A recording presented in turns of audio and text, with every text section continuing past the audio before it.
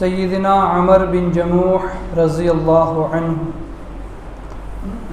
حضرت عمرو بن جموح رضی اللہ عنہ لنگڑے تھے اور غیر معمولی حد تک لنگڑے تھے، یعنی ٹانگوں سے معذور تھے، مگر دل غیرت ایمانی اور شوق شہادت سے سرشار تھا۔ ان کے 4 بیٹے جوان تھے جو غزوات میں جایا کرتے تھے۔ احد کو روانگی کا وقت آیا تو بیٹوں نے کہا، ابا جان آپ معذور آدمی ہیں، اللہ تعالیٰ نے آپ کو قتال میں شریک نہ ہونے کی اجازت دی ہے، آپ گھر میں رہیں، ہم کافی ہیں۔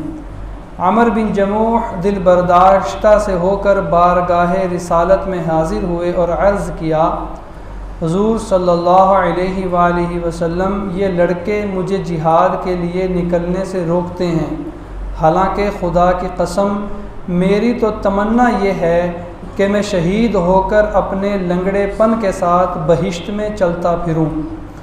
حضور صلی اللہ علیہ وآلہ وسلم نے اس سے فرمایا، اللہ تعالیٰ نے تو تمہیں جہاد کے فرض سے مستثنی رکھا ہے، اور پھر اس کے بیٹوں سے فرمایا، اگر تم اپنے والد کو اجازت دے دو تو کیا حرج ہے، ہو سکتا ہے کہ اللہ تعالیٰ ان کی شہادت کی تمنا پوری کر دیں۔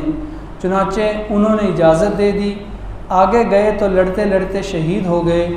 رسول اللہ صلی اللہ علیہ وآلہ وسلم نے فرمایا، اللہ کے کچھ بندے ایسے ہوتے ہیں کہ وہ قسم کھا لیں تو اللہ تعالیٰ اسے پورا فرما دیں۔